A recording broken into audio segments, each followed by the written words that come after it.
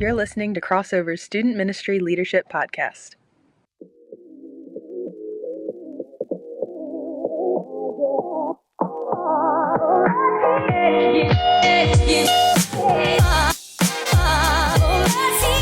All right, well, welcome back to the Crossover Student Ministry Leadership Podcast, and a Merry Christmas if you're listening to this in December, as you should be if you're one of our Crossover leaders. Nick, Merry Christmas. It's Feliz Navidad. What? I said Feliz Navidad. You're taking a shot at Philly or something like that. Feliz Navidad, your It's native Spanish. language. It's Spanish, Your native yes. language, yes. For any of you who didn't know, Nick's 100% Puerto Rican. That's not true. I'm 50.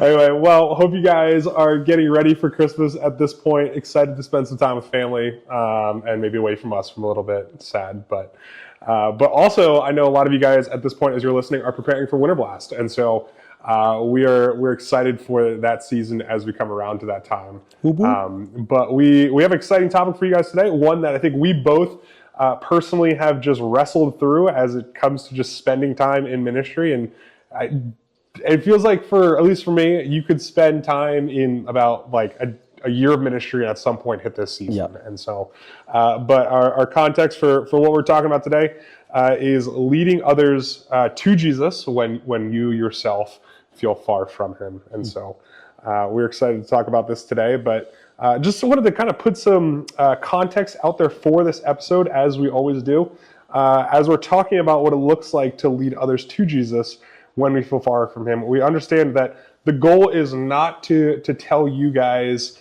just to fix this or to just to suck it up and move on, but the goal is actually to provide a space to be drawn into his love and to understand his love better. And so we also are trying to assume why you don't feel close to him, right? There are, as we were kind of just preparing for this episode, we were just talking through there's a number of ways or reasons why we might not feel close to Jesus. Yeah, that's right. And those can all look really different. Yep. So, so that's just a little bit of clarity. This episode, it is for you guys, for the leader. Leadership can be stressful, it can be lonely, it can be overwhelming, defeating. And we're often in ministry, I feel like, reminded of our weaknesses, but we are told, Romans 8, that the Spirit is what helps us and works in our weaknesses. And so that is the hope for today. That is the hope. And Nick, as we're just kind of starting this off, would love to hear from you. Like, what does this season just look like with you and Jesus over the past little while? Yeah, appreciate you asking. This particular season has been rich, I would say. It has been, I've felt a closeness with the Lord in times of prayer and his word.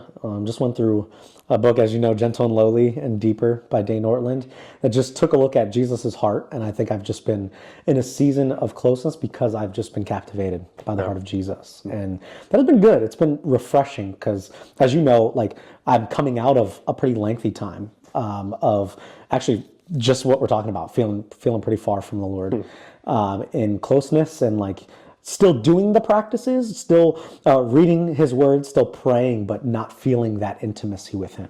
So this particular season has been refreshing, I would say. Yeah, and like these seasons, like they're it feels like they can pop up out of nowhere just as quickly as they can go away. Yeah. So, but you know, these seasons, they often leave us feeling different ways, right? They often leave us feeling maybe it's hypocritical, maybe it's discouraged. I don't know. But could you just flush through just a little bit of like, how do these seasons, like when you're reflecting on your own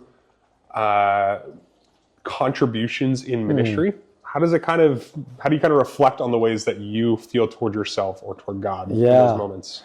That's a good question. And throughout the season, because even as you mentioned, I couldn't figure out why I felt so far from Jesus. And so there was a frustration in that. And so then as I sought to do ministry, some things, you kind of named them, that I really wrestled with is, number one, just feeling hypocritical. I'd be encouraging students to do something that I'm like, I'm not even doing that right now. Or a student would be like, I'm reading, I'm doing this. And I'm like, no, but it's not just about checking the box. It's about the intimacy relationship. And I'm like, I'm not even experiencing and tasting that. So I think feeling some of that, but it led to a deeper feeling of feeling insufficient, feeling ill-equipped to actually minister the people of God because I was lacking that closeness.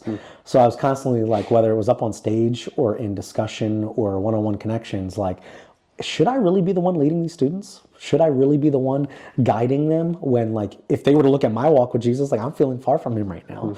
Aren't I supposed to be a pillar that that sets the way rather than someone who's struggling? And so I think those are two pretty prominent things that I felt. But even I think some of how that impacts how I began to view God as well is just, man, Lord, why aren't you drawing near to me? And there's a trust, but our trust in God comes a lot in our experiences with him, right? And so it's like, Lord, I'm praying, but like I've prayed multiple times that I feel near to you and I don't. So when I'm praying this, or a student is praying that, or a leader is praying this, it almost created a skepticism in my mindset in ministry. I've gone, Lord, will you though? Because I haven't seen you near me recently. And so it began to be a pretty lonely and difficult place to be in mentally in doing ministry. Yeah, absolutely. And I can resonate with a lot of those emotions that you're kind of talking about, right? Whether it's the hypocritical sense, whether it's the am I even equipped to do this anymore? Just because of the ways that it feels like, or the ways that ministry and personal time with the Lord, they do overlap. And so, but I do think, obviously there's a lot of grace in this topic too, right? There's a lot of grace, but there's also a lot of caution that I would put on it as well. And because obviously we want healthy leaders. We want you to be healthy in what it looks like for you to walk with Jesus so that you can lead others well. And so, but there are seasons, right? There are seasons where we don't feel like we are walking in stride with the Spirit, or walking close to Jesus, or feeling his presence close.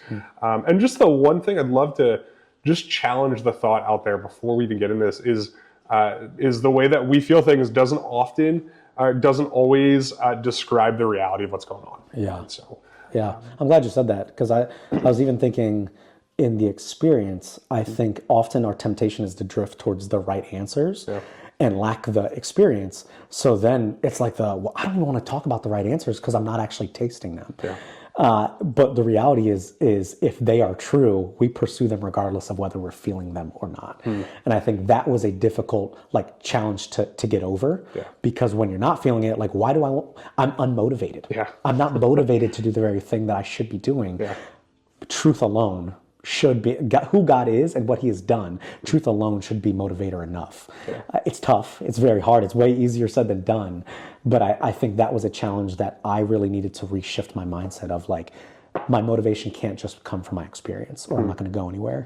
Yeah, it's good. And what we would love to just give you guys is just some ways that as we have walked through seasons like this, we have just found fruit in some of these practices, or just encouragements even, as we look at the question of, what do I do when I feel far from Jesus, but I'm trying to lead people to him. And so, we have a few thoughts and practices right here that we'd love to jump into as we open this time. And the first one, we've been talking about it all semester in different trainings or leader meetings, but just the power of prayer again. And a little bit more specific in this, the idea of naming it before God and not hiding it.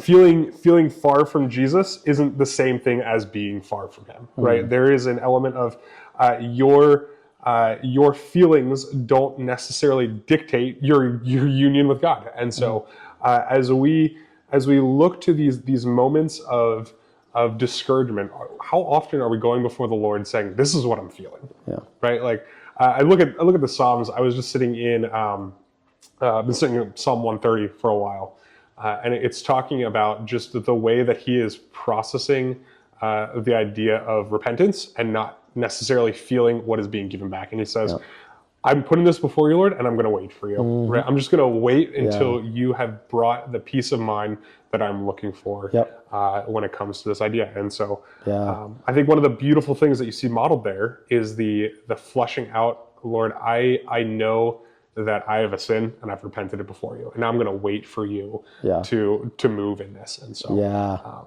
that's so good. And I think that naming it helps protect our hearts from another temptation, which is to pretend. Yeah. Right? To pretend like everything is good, pretend like I have everything together. So to name it goes, oh, this is actually where I'm at.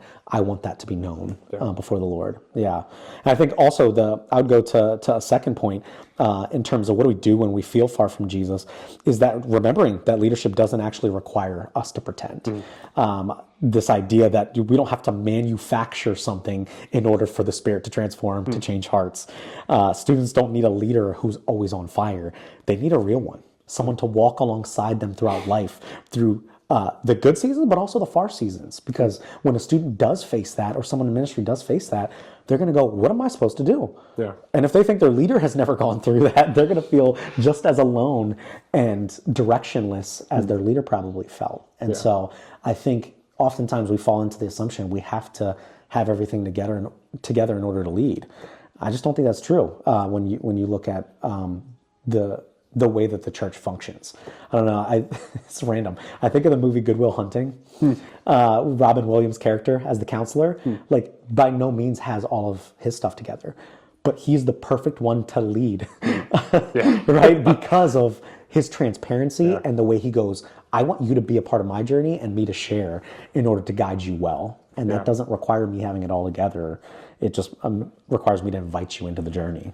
Yeah, and I think that, I think that gets sticky too, because we often then view some sort of line, right? We view I know I'm not called to pretend, but like there's things I shouldn't share with students, right? Sure. Like there's things that when I'm entering a dry season of time with the Lord, or and honestly, this is kind of going in a different direction, but even maybe it's personal struggle, whether it's with sin or with the Lord. Is there lines? Are there lines in what you are bringing in that honesty? And what does that look like for you to, in the terms, hide those things or to cover those things? Yeah. No, that's a really good question. I think obviously there's a couple factors to be considered, right? The age of the student, nature of the relationship, the context that this conversation is happening. But I often try and start with the question, will this aid them? Would this be beneficial in their walk with the Lord? Or am I just trying to share? Or do I just want this to be known, right? I think there can be spaces where we share something and it's a comfort. A student goes, oh, I experienced that too, and that can be beneficial. I think if it doesn't fit in either of those two categories, if it's not for the sake of resonating, or if it's not for the sake of helping to aid, guide, or help build up, I would probably say it probably isn't worth sharing. But again, you got to be sensitive to the age and depending on the student context and stuff like that. Yeah, but I think that what you're kind of getting at is the value still is there that leaders need to see, or students need to see, a leader that's real, right? A leader that understands what it's like to walk life with Jesus, and one that understands what it looks like to be faithful to him, even when you feel far. Right, whether that is the reality or not, which it's not. Right, we're going to get to that in a second. But students need to see that. Right, we are leading out of humility, out of dependence, and out of honesty with who God is. That's right. So, the third thing that we're just talking through a little bit is this idea of going smaller and not bigger. And what we mean by that is oftentimes when we get into seasons with the Lord that feel whether you want to use the term dry or stale or just not intimate with him. Oftentimes we go towards implementing new structures or things that we think will shock us out of what we are feeling. And those things can be helpful, right? They can have a time and a place for where new rhythms or new structures can actually build in our relationship with the Lord. This is just a lot of speaking out of personal experience. What I've found is a lot of the small things make a difference, right? Those things that I have experienced as habits that I need to return to, and I need to ask myself, like, are the things that I have been doing that have caused intimacy with the Lord, am I still doing them? Or am I finding moments to practice them as I'm in this season as well? Some of the things that I just think through for me personally is I always seek to evaluate, like, what does prayer look like, but also what does retreat look like, right? And not in the sense of like going away necessarily for a weekend, but some stuff that's helpful for me is just taking a hike, right? Spending some time in prayer with the Lord on a hike, or taking just a day intentionally to pray throughout the day, a day of prayer of sorts, or or checking my phone usage, right? How much am I on my phone in a day comparative to the time that I'm spending in relationship with others or with the Lord? Or just some pulse checks, right? There's some things that I go, okay, hand on the pulse, am I doing okay, right? As I'm sitting here in a season where I don't feel intimate with the Lord. I don't feel the affections that I want to feel.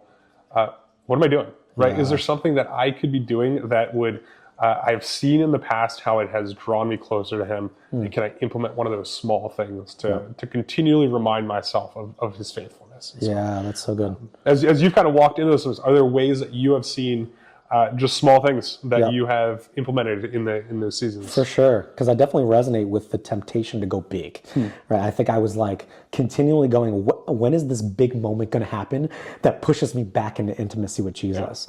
And so every like prayer moment, every worship moment, it was like, Lord, is this going to be the moment that you draw me deeper, and then we're running from here?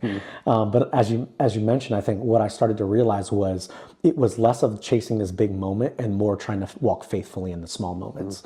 And so one of them for me was actually in the mornings reminding myself of the gospel for 5 minutes, starting my day with like, what is the truth?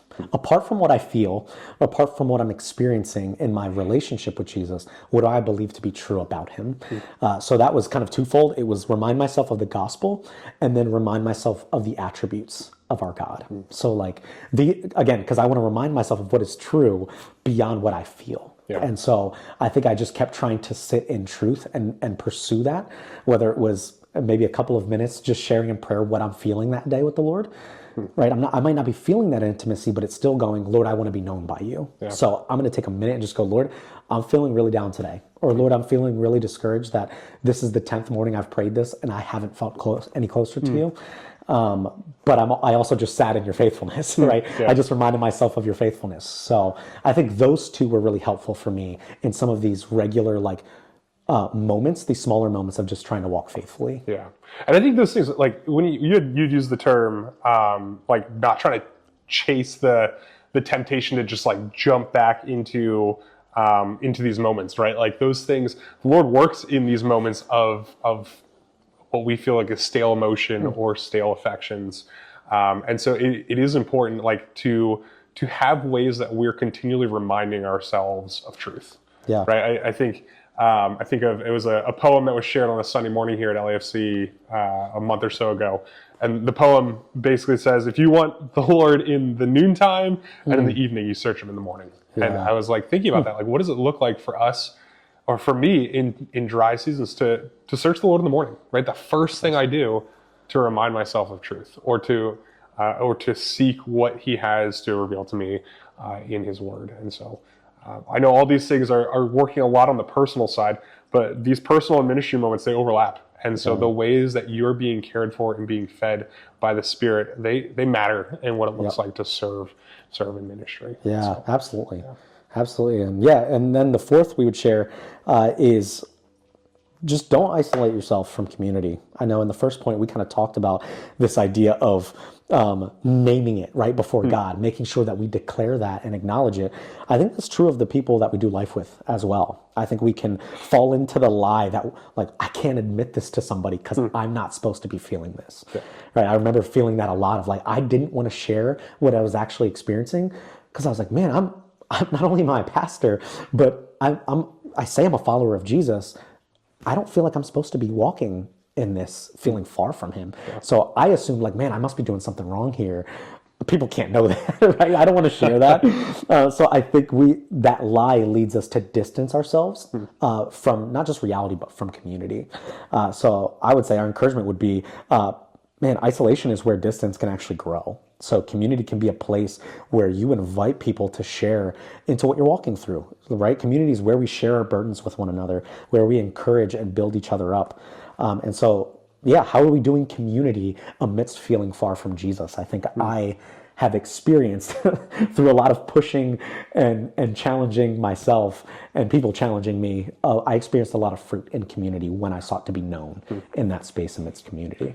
Yeah, that's really helpful. If you're not one of our leaders, but if you are one of the leaders, you probably know this. One of the requirements we have for serving in this role is that you're in community yourself, and that's not in a life group setting. That's not or in a student life group setting, or something. It has to be something outside of crossover, and that's intentionally not just to say, oh, you're part of the LEFC body, but it's also to make sure that there are areas where you're feeling cared for, right? Like I think of the amount of times where I walk into conversations afraid of what I'm going to share and how I feel toward Jesus, and walk away after I've shared that with somebody.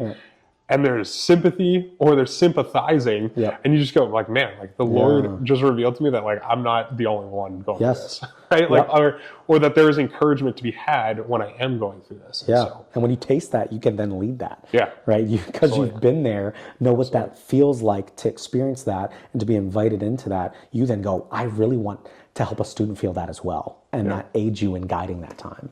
For sure.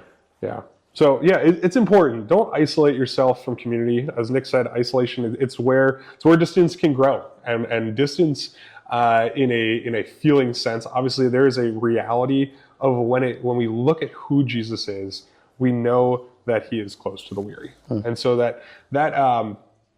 when we talk about leading others to Jesus when we feel far from him, that term feel is really important because he's not far from us. And that's the reality of the God we serve. We don't have to climb back to him.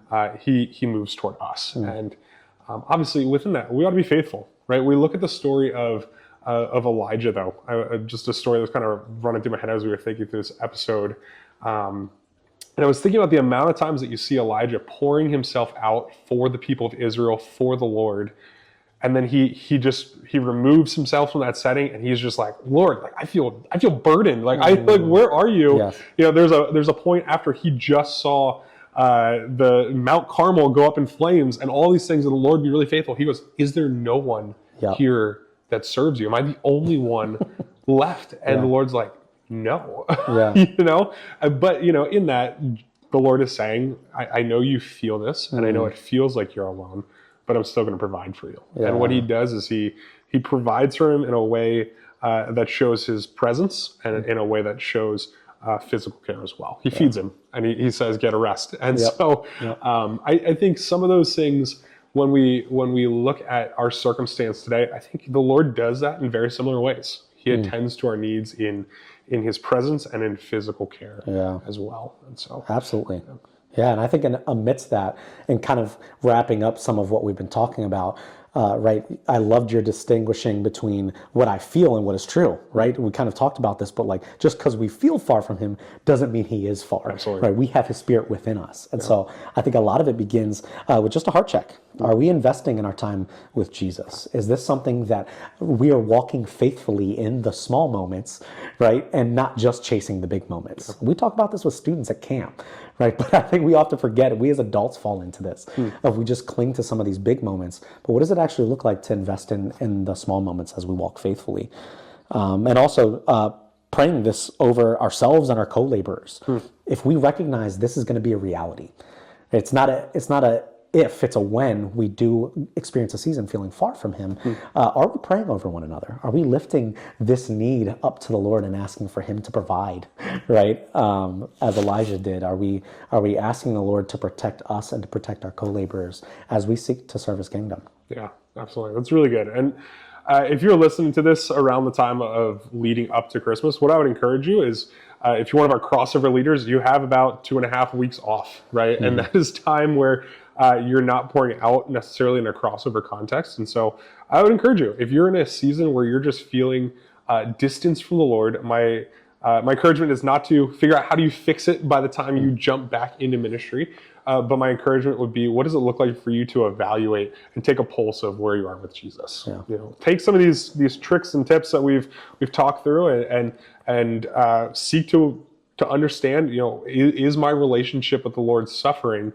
in this season, and how do I find ways to continue to search for affection for him in those moments? And so if you need resources and what that looks like, we would love to supply you with those. We have, Nick mentioned the book Gentle and Lowly. We're both going through a book by Dane Ortlund right now. And those books, they've just been things that it feels like they're like an AD on your chest, just like shocking you back to life in some ways. And so resources like that are really great. So we'd love to recommend some of those. And if you have any questions about those, let us know. And even just share the encouragement you're not alone.